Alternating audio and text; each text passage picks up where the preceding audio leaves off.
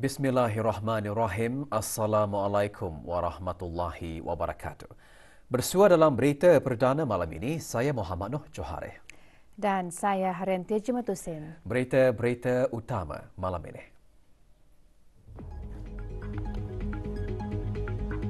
Sokongan kepada pengusaha mikro, kecil dan sederhana antara usaha BIBD membantu negara mencapai pemulihan ekonomi dari COVID-19.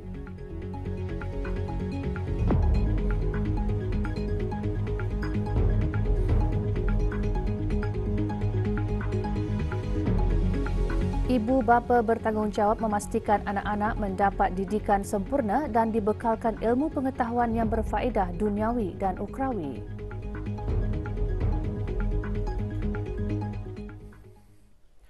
Status harian normal baharu COVID-19. 3 kes dalam kategori 4 iaitu memerlukan bantuan oksigen dan di bawah pemantauan rapih. Kementerian Kesihatan juga memaklumkan 595 kes sembuh hari ini.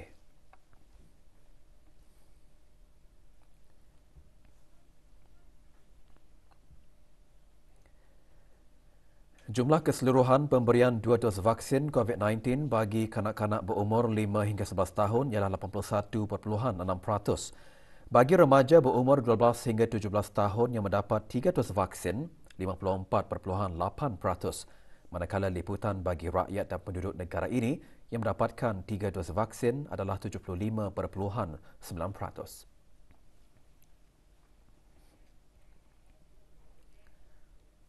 Bank Islam Brunei Darussalam BIBD terus mempergiatkan usaha membantu negara mencapai pemulihan ekonomi semasa pandemik COVID-19 dengan mewujudkan ekosistem yang kondusif, antaranya memberi sokongan kepada perusahaan mikro, kecil dan sederhana PMKS. Perkara itu dikongsikan oleh Menteri di Jabatan Perdana Menteri dan Menteri Kewangan dan Ekonomi kedua semasa mesyuarat agung tahunan AGM Kumpulan Syarikat BIBD bagi tahun 2022 pagi tadi. Yang berhormat Datuk Seri Setia Dr. Awang Haji Muhammad Amin Liu bin Abdullah selaku pengerusi BIBD dan Kumpulan Syarikat BIBD juga mengongsikan kedudukan kewangan BIBD kekal berdaya tahan dan terus mencatatkan keuntungan tahun lalu meskipun berdepan pelbagai cabaran. Mesyuarat dihadiri oleh ahli-ahli lembaga pengarah BIBD, Badan Penasihat Syariah BIBD serta pihak-pihak berkepentingan.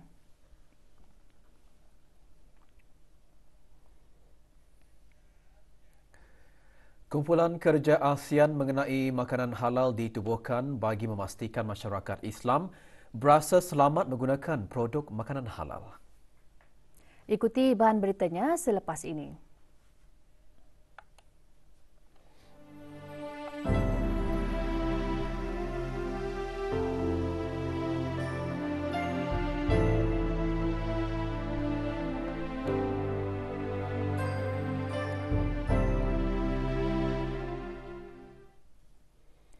Dalam sesebuah keluarga, suami atau ayah berperanan penting dan bertanggungjawab dalam memberikan bimbingan, pimpinan serta didikan kepada isteri, anak-anak dan keluarganya agar mereka menjadi golongan orang yang beriman, bertakwa dan diredai oleh Allah Subhanahu Wa Taala.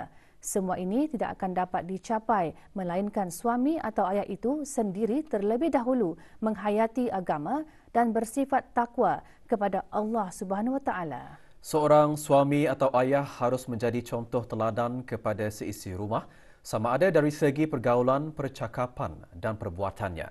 Selain itu mencerminkan nilai-nilai murni yang akan menjadi ikutan keluarga terutama anak-anak yang sedang membesar. Perkara tersebut antara yang disentuh dalam khutbah Jumaat hari ini bertajuk Bersama Memeduli Keluarga.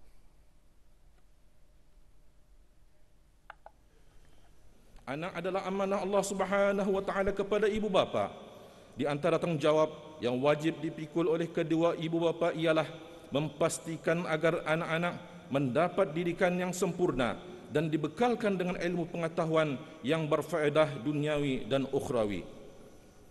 Dalam kitab Tarbiyatul Aulad fil Islam, pengarangnya Abdullah Nasih Alwan menekankan 4 cara yang berkesan untuk mendidik anak-anak. Di antaranya yang pertama, pendidikan melalui contoh teladan. Kedua, pendidikan melalui adat kebiasaan. Ketiga, pendidikan melalui nasihat. Dan keempat, pendidikan melalui pemerhatian dan pengawalan. Sesungguhnya, tugas mendidik anak-anak bukanlah suatu tugas yang mudah dan boleh dipandang ringan. Ia perlu diberi perhatian yang teliti dan terancang. Ini kerana didikan ibu bapa di peringkat awal adalah penentu ke arah mana corak dan masa depan mereka, lebih-lebih lagi di zaman moden yang penuh dengan pelbagai cabaran ini. Kumpulan kerja ASEAN mengenai makanan halal ditubuhkan bagi memudah cara keseragaman piawaian halal dalam memenuhi permintaan yang meningkat bagi produk dan perkhidmatan halal di samping memastikan masyarakat Islam berasa selamat menggunakan produk makanan halal. Sehubungan itu, Bengkel Garis Panduan bagi Makanan Halal ASEAN tahun ini diwakili oleh Jabatan Hak Ehwal Syariah Kementerian Hak Ehwal Agama. Bengkel diadakan secara maya melalui persidangan video khas dan dipengerusikan oleh Republik Filipina. Bengkel yang julung kali diadakan ini juga disertai oleh para pegawai Jabatan Pertanian dan Permakanan, Kementerian Sumber-Sumber Utama dan Pelancongan serta Autoriti Makanan Brunei Darussalam. Antara tujuan bengkel meneliti draft garis panduan bagi makanan halal ASEAN secara terperinci yang merupakan salah satu agenda mesyuarat Kumpulan Kerja ASEAN bagi makanan halal kali ke-18.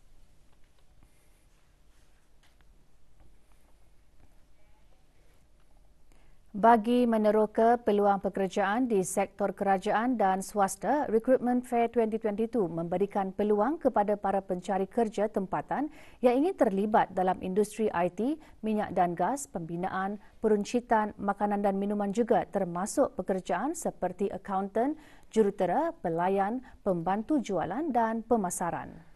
Recruitment Fair Anjuran Sekretariat Tetap Manpower Planning and Employment Council MPEC termasuk Job Centre Brunei berlangsung 3 hari di Pusat Membeli Belah One City Selang Bigar sehingga Ahad ini pada pukul 9 pagi hingga 5 petang. Lebih 40 syarikat menyertainya. Kepada para pencari kerja tempatan dan juga Recruitment Fair ini juga ialah untuk syarikat-syarikat yang ingin memberikan syarikat-syarikat mereka kepada orang ramai. Juga akan diadakan aktiviti mari tahbuh kerapat daripada penceramah daripada pelbagai sektor dan juga kami ada juga membuat temu duga secara terbuka. Positions yang kami offer ni usually operation based in Batang Mitos in Tutong. Usually we're looking for general workers yang drivers and general admin lah. For non-IT background. So for IT background, we do have an application maintenance analyst, and then for non-IT background, we do have an integration and quality analyst, and then also we do have other job vacancies available lah. That's why we joined the job fair. So we would like to invite people to join our team. Currently, we have 6 openings for our farmers.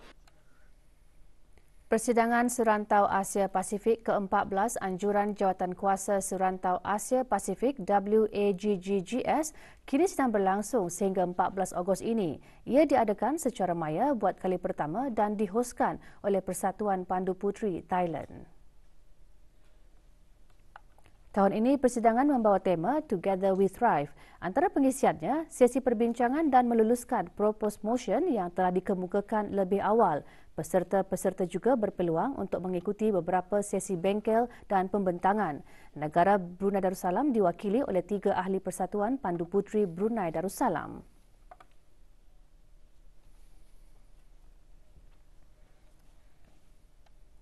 Ingin menjadi pengeluar hasil cili negara dan penyumbang positif kepada pertumbuhan ekonomi tempatan merupakan visi Man Food Enterprise, sebuah syarikat yang menumpukan kepada penanaman sayur-sayuran.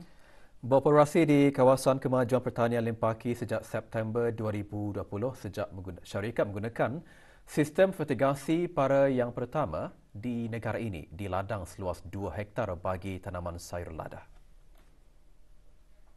The future of Brunei is in agriculture. By making agriculture profitable and attractive to young people, if we start planting the right crops, we can reduce our import and subsequently increase our export, create employment and increase our income.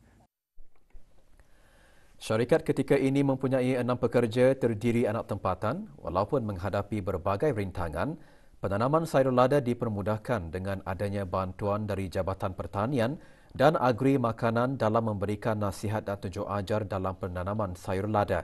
Oleh kerana syarikat ini menghasilkan jenis sayur-sayuran berteknologi tinggi, pihak syarikat akan berusaha meningkatkan pengeluaran hasil yang tinggi dan berkualiti untuk dipasarkan secara tempatan dan luar negara. Ikuti paparannya dalam Berita Ekonomi Isnin ini pukul 2.30 petang di saluran RTB Perdana.